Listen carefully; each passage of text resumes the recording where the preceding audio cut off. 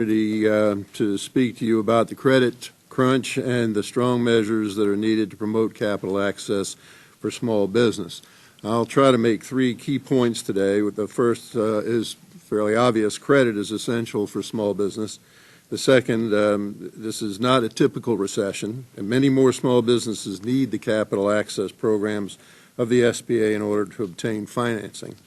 I think policymakers should be willing to consider even temporarily further changes to the SBA programs, including sizable increases in the dollar amounts for the SBA 7A loan program guarantees to accommodate the needs of small business. And third, a compelling case exists that franchise businesses offer the best opportunity to promote job growth and a strong, sustainable recovery. As you said, I'm a franchisee of the Great American Cookie Company, and I'm here on behalf of the International Franchise Association. According to a 2008 study conducted for the IFA Educational Foundation, there are more than 900,000 franchise businesses in the U.S., creating 21 million American jobs and generating $2.3 trillion in economic output. I'm proud to represent franchising. The business methods, training, and support that I have received as a franchisee have been one of the keys to my success. From my first Great American Cookie Company store in Lafayette, Louisiana 30 years ago, I now operate 30 stores in the Houston, Texas area. We employ almost 300 people. I was very fortunate that when I began my career in franchising, there was a functioning credit market, including the SBA programs. Availability of credit helped me succeed in franchising.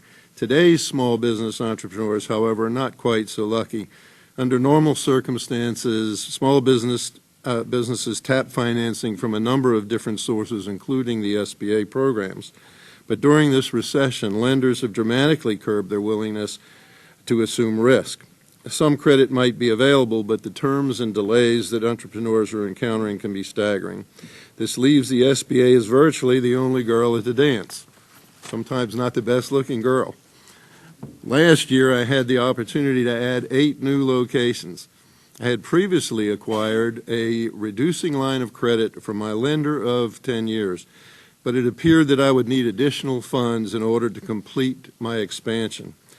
The answer I was given by my bank wasn't quite no, but the terms being offered in late 2008 had become all too restrictive.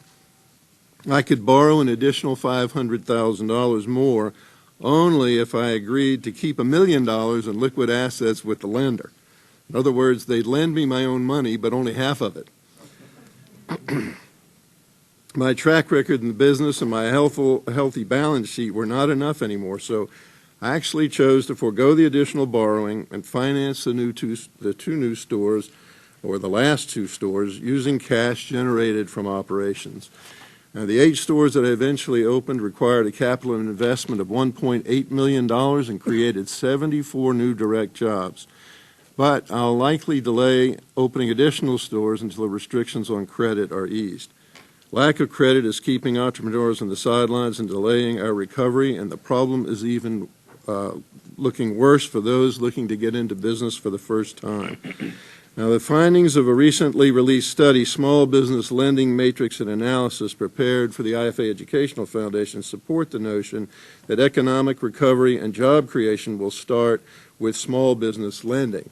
In fact, the study determined that for every $1 million in new small business lending, the franchise business sector would create 34.1 jobs and generate $3.6 million in economic output. I would like to ask that this entire report be included with my statement. With our objection. If the committee would approve that. Franchise businesses are poised to help lead the economy on the path to recovery. Studies show that franchise industry consistently outperforms the non-franchise business sector, creating more jobs and economic activity in local communities across the country. A 2008 IFA report, for example, documents that franchising grew at a faster pace than many other sectors of the economy from 2001 to 2005. Franchise business output over this period increased 40% compared to 26% for all businesses. The message is clear, Madam Chairwoman. Provide small business entrepreneurs and franchisees with access to capital, and we will create jobs. However, we're not looking for a bailout. What we just need is functioning credit markets. If the commercial markets can't function, Congress needs to figure out a way to use the SBA as a temporary alternative. There are several steps that Congress could consider to make it easier for entrepreneurs to access capital, and I've detailed these recommendations in my prepared statements. I have one final note. Unbelievably, the SBA has actually created new roadblocks for small businesses during this recession. In March, it shifted policy on goodwill financing of transfers and acquisitions and placed a cap on the amount that can be financed under the Guaranteed Loan Program.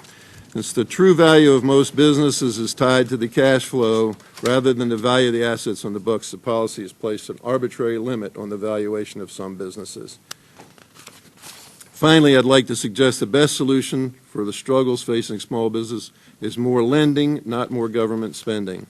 As shown in my experience in the hundreds of thousands of small franchise businesses in every local community, lending leads to more sustainable, renewable job growth and economic recovery. Thank you for the opportunity to participate in today's important hearing on small business capital. I think you'll agree that the franchise business community can play a vital role in this recovery.